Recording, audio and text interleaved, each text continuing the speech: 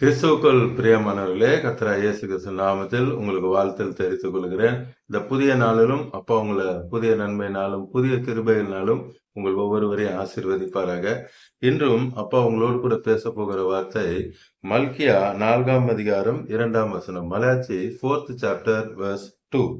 ஆனாலும் என் நாமத்துக்கு பயந்திருக்கிற உங்கள் மேல் நீதியின் சூரியன் உதிக்கும். இந்த காலை நேரத்துல அப்பா சொல்றாங்க, அப்பாவுடைய நாமத்துக்கு பயந்திருக்கிற உங்கள் மேல் நீதியின் சூரியன் உதிக்கும். நீங்க அப்பாவை நேசிக்கிறீங்க, அதனாலதான் இன்றைக்கு அப்பாவோட வார்த்தையை கேட்கறீங்க. இன்னைக்கு உலகத்துல கோடிக்கணக்கான மக்கள் இருக்காங்க, அப்பாவோட வார்த்தையை கேட்கல. ஏன் கேட்கல? அப்பாவுக்கு அவங்க பயப்படல, அப்பா மேல அவங்க பிரியமா இல்லை. பார்த்து கொண்டிருக்கிற கோடிக்கணக்கான அப்பாவுடைய பிள்ளைகள், நீங்க அப்பா மேல அன்பா இருக்கீங்க, அப்பாவுக்கு விசேஷித்தவர்களாக நீங்க இருக்கிறீங்க. அதனாலதான் அப்பா இன்று உங்களை பார்க்க வைத்து உங்களுக்கு இன்றைய தினத்துல பெரிய பெரிய அற்புதங்களை, உங்க வாழ்க்கையில இதுவரை நடைபெறாத பெரிய பெரிய மிராக்களை உங்களுக்கு செய்ய போகிறாங்க. உங்க மேல நீதியின் சூரியன் உதிக்கும். நீதியின் சூரியன்னா யாரு? ஏசப்பா தான் சூரியன், ஏசப்பா தான் நீதி. அந்த நீதியானவர் சூரியனாக உங்கள் மேல் உதிப்பார். சூரியன் என்று சொன்னோன்னே இன்னைக்கு அநேகர் பாத்தீங்கன்னா உலகத்துல சூரியனை ஒரு கடவுளாக வழிபடுவாங்க. அதுக்குள்ள நான் போக விரும்பல. ஆனா நம்ம வேதத்தின்படி ஆதியாகமம் 1ஆம் அதிகாரத்துல பூமியானது ஒழுங்கின்மையும் வெறுமையுமாய் இருக்கும் பொழுது அங்க வெளிச்சம் உண்டாக கடவுதுன்னு சொல்லும் பொழுது அங்க வந்தது யாரு? நம்ம அப்பா இயேசு கிறிஸ்து தான் அங்க வந்தாங்க. அதுக்கப்புறம் தான் டே பை டே சூரியனை படைக்கிறாங்க, சந்திரனை படைக்கிறாங்க, நட்சத்திரத்தை படைக்கிறாங்க. ஆனா முதல்ல ஏசப்பா வரும் பொழுதே அங்க வெளிச்சம் வந்துச்சு. சூரியன் ஒரு சிருஷ்டி, ஏசப்பா தான் சூரியனை படைச்சாங்க. அதனாலதான் நம்ம அடிக்கடி சொல்லுவோம், worship the creator not is creation. சிருஷ்டிகரை, அதை உண்டாக்குனவரை தேடுங்க, அவர் படைத்த பொருளை தேடணும்னு அவசியமே கிடையாது. இந்த காலை நேரத்துல அப்பா சொல்றாங்க, நானே உங்களுக்கு நீதியின் சூரியன். அவருடைய நீதினாலதான், அவருடைய ரத்தத்தினால நம்மளை கழுவி சுத்திகரித்து பரிசுத்தப்படுத்தி நம்மள நீதிமானாக ஆக்கி இருக்கிறாங்க. அதனாலதான் அப்பாவோட வார்த்தை சொல்லுகிறது, நீதிமானுக்கு வரும் துன்பங்கள் அநேகமா இருக்கும், அவைகள் எல்லாவற்றிலிருந்து நான் உங்களை விடுவிப்பேன் என்று சொல்லுகிறேன். இன்று பார்த்து கொண்டிருக்கிற உங்களுக்கு துன்பங்கள் அநேகமா இருக்கும், அந்த துன்பத்திலிருந்து நான் உங்களை பாதுகாப்பேன் என்று சொல்லுகிறார். அந்த துன்பத்திலிருந்து நான் உங்களை விடுவிப்பேன் என்று சொல்லுகிறார்.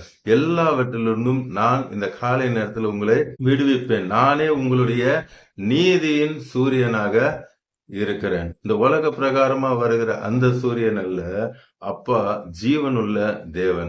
இங்கேயும் நமக்கு ஆசீர்வாதத்தை கொடுக்க அப்பாவால முடியும், நித்திய ஜீவனை கொடுக்கும் அப்பாவால முடியும். இன்னைக்கு பிசாசு அநேக தந்திரங்கள் செய்து அப்பாவுடைய பிள்ளைகளான உங்களை எப்படியாவது அழிக்கணும்னு சொல்லி அவன் போராடுகிறான். ஆனா அப்பா அவன் கையில உங்களை விட்டு விடுவதே அல்ல. மீகா 7ஆம் அதிகாரம் 8வது வசனம். மீகா 7th chapter verse 8.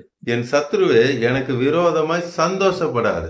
தைரியமா போல்டா சொல்லுங்க, சத்ருவே எனக்கு விரோதமா நான் இன்னைக்கு இப்படி டவுன்ஃபால் ஆயிட்டேன், நான் விழுந்துட்டேன் என்று சொல்லி நீ சந்தோஷப்படாத. இன்னைக்கு கடன் பிரச்சனை இருக்கலாம், வியாதி இருக்கலாம், குழந்தை பாக்கி இல்லாம இருக்கலாம், ஒரு சொந்த வீடு இல்லாம இருக்கலாம், இல்ல நீங்க என்ன ஆசீர்வாதம் இல்லைன்னு நினைக்கிறீங்களோ அது இல்லாம இருக்கலாம்.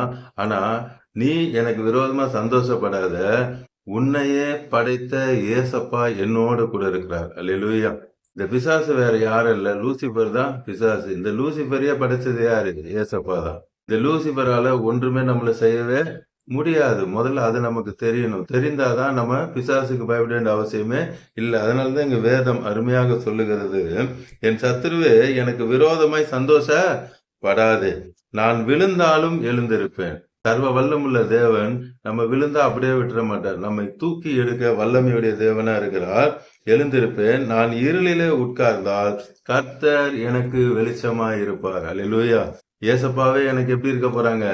வெளிச்சமா இருக்க போறாங்க. அதனால நான் எதுக்கும் பயப்பட வேண்டிய அவசியமே இல்லை. தைரியமா சொல்லுங்க, என் கடன் பிரச்சனை மாறும், என்னுடைய வியாபார ஸ்தலத்துல வியாபாரம் டல்லா இருக்கிற காரியங்கள் மாறும், எல்லாவற்றிலும் எனக்கு ஆசீர்வாதம் வரும்.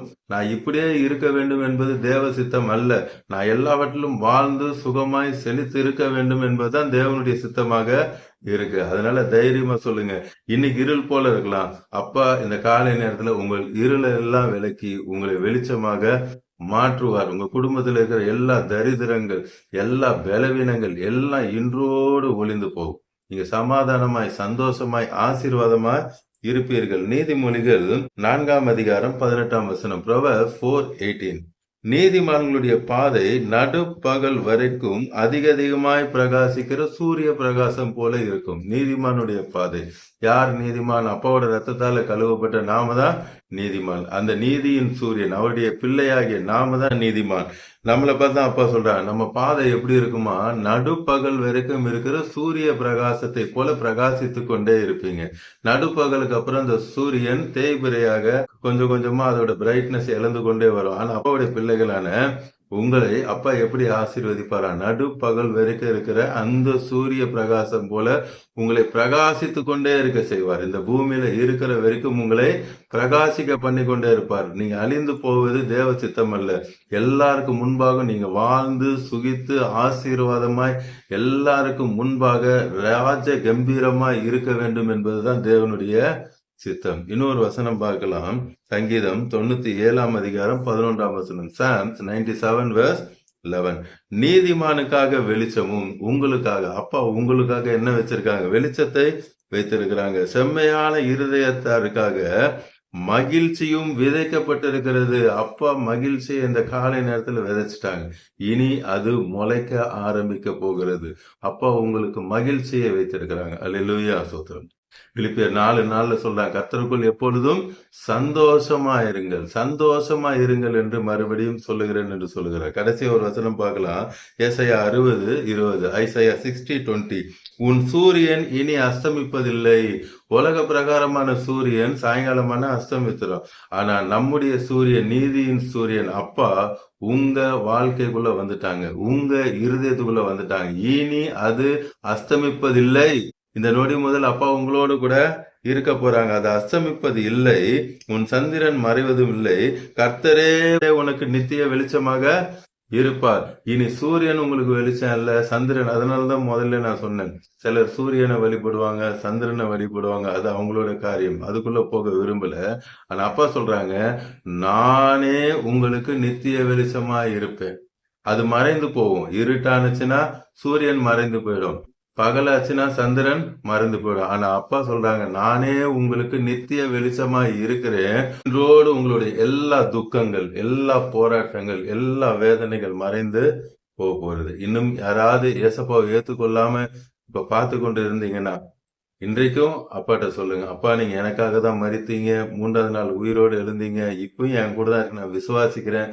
என்னுடைய பாவங்கள், அக்கிரமங்கள், மீறுதல்கள் எல்லாவற்றையும் மன்னிங்க, உங்க ரத்தத்தால கழுவுங்க, என்னை சுத்திகரிங்கன்னு சொல்லி உள்ளத்தின் ஆழத்திலிருந்து உண்மையா கூப்பிட்டீங்கன்னா இப்பொழுதும் உங்கள் இருதயத்துக்குள்ள வர்றதுக்கு அப்பா ஏசப்பா காத்துக்கிட்டு இருக்கிறார். வெளிப்படுத்தல் 3:20 அப்பா சொன்னது போல, வாசப்படியில் நின்று நான் கதவை தட்டுகிறேன், யார் திறந்தாலும் உள்ள வருவேன்னு சொல்ல. உங்க இருதயத்துக்குள்ள வர அப்பா விரும்புறாங்க, உங்க வீட்டுக்குள்ள வர விரும்புறாங்க, உங்க பிசினஸ்க்குள்ள வர விரும்புறாங்க, உங்க வேலை ஸ்தலத்துக்குள்ள வர விரும்புறாங்க, உங்க கூட வந்து உங்களை எல்லாவற்றிலும் ஆசீர்வதிக்க அப்பா விரும்புறாங்க. இப்பொழுதும் கண்களை மூடி கல்வாரி சிலுவை பார்க்கலாமா?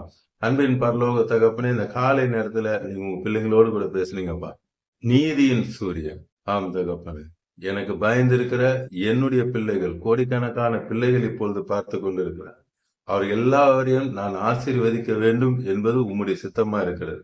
இப்பொழுதும் அப்பா உம்முடைய கரம் பார்த்து கொண்டிருக்கிற ஒவ்வொருவரையும் நீர் தொடுகிறீரப்பா. கோடிக்கணக்கான உம்முடைய பிள்ளைகளை இப்பொழுதே நீர் தொடுகிறதுக்காக நன்றி. இன்னும் யாரெல்லாம் ரட்சிக்கப்படாம இருக்கிறாங்களோ அவங்க எல்லாரையும் நீங்க ரட்சிக்கிறீங்கப்பா.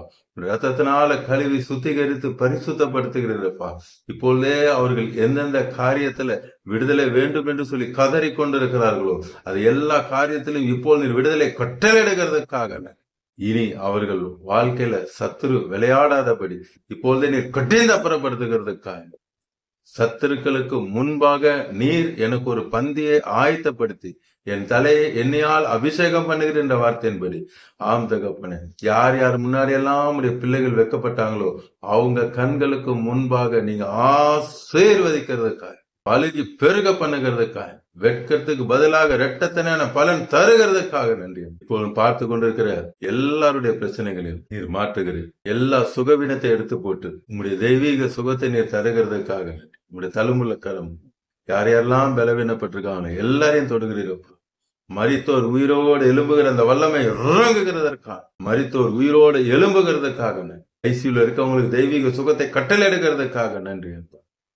என்னென்ன பலவீனத்தோடு இருக்காங்க எல்லா பலவீனத்தையும் உங்களுடைய தழும்புகளால் இப்பொழுதே நீ சுகத்தை கட்டளை எடுக்கிறீர். எல்லா கடன் பிரச்சனையும் மாற்றி போட்டு, அது 1000 கடனா இருக்கலாம், லட்ச கடனா இருக்கலாம், கோடிக்கணக்கான கடனா இருக்கலாம், உமக்கு அது லேசான காரியம். இப்பொழுதே தகப்பனே அவர்கள் கண்ணீரை நீர் துடைக்கிறீர். அந்த துக்க நாட்கள் இன்றோடு முடிந்து போகிறதுக்காக குழந்தை பாக்கியத்தை கொடுத்து ஆசீர்வதி, நிலையான நல்ல வீட்டை கொடுத்து ஆசீர்வதிக்கிறீர். பிசினஸ்ல இருக்கிற தடைகளை உடைத்து நல்ல பிசினஸ் கொடுக்குறீங்கப்பா. ஸ்கூல் காலேஜ்ல ஆமரேஜ் அவங்க என்ன பர்மிஷன் வேண்டும் என்று சொல்லி இந்த அகாடமிக் இயர்ல அவங்க ட்ரை பண்ணிட்டு இருக்காங்களோ அவங்களுக்கு எல்லா பர்மிஷனையும் நீர் கொடுத்து ஆசீர்வதிக்கிறீரப்பா. எனக்கு இந்த பர்மிஷன் கவர்மெண்ட்ல கிடைச்சா நல்லா இருக்கும்னு சொல்லி பார்த்துக்கிட்டு இருக்காங்க. அந்த பர்மிஷனை நீங்க கிராண்ட் பண்றீங்க. அதே போல பிள்ளைகள்லாம் பாஸ் ஆயிருக்காங்க, என்ன காலேஜ்ல சேர்க்கணும், என்ன ஸ்கூல்ல சேர்க்கணும், என்ன கோர்ஸ்ல சேர்க்கணும்னு சொல்லி குழம்பிக்கிட்டு இருக்காங்க. எல்லா குழப்பத்தையும் நீக்கி அவங்களுக்கு உம்முடைய ஞானத்தை கொடுத்து, உம்முடைய மகிமை ஐஸ்வர்யத்திலிருந்து பண தேவைகளை சந்தித்து, அவர்கள் ஏற்ற ஸ்கூல் காலேஜ், அவங்க விரும்புகிற ஸ்கூல் காலேஜ் கிடைக்க, அவர்கள் விரும்புகிற அந்த கோர்ஸ் கிடைக்க இப்பொழுதே நீர் கிருபை செய்கிறதுக்காக நன்றி. பார்த்து கொண்டிருக்கிற கோடிக்கணக்கான பிள்ளைகளை ரட்சித்து ஆசீர்வதிக்கிறதுக்காக நன்றி. இயேசு நாமத்தில் ஜெபிக்கிறேன் நல்ல பிதாவே. ஆமென், ஆமென். தொடர்ந்து பாருங்க, அப்போட வார்த்தையை கேளுங்க, அநேகருக்கு ஷேர் பண்ணுங்க.